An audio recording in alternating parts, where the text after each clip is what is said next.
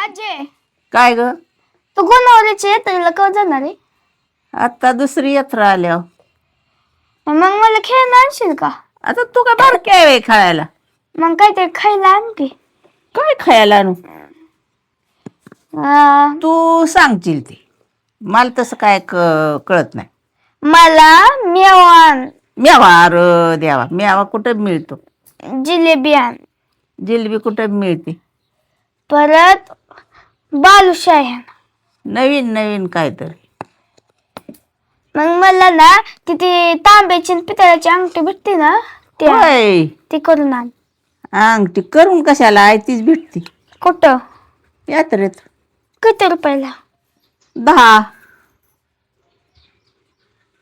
10 रुपयाला भेटते. 10 रुपये?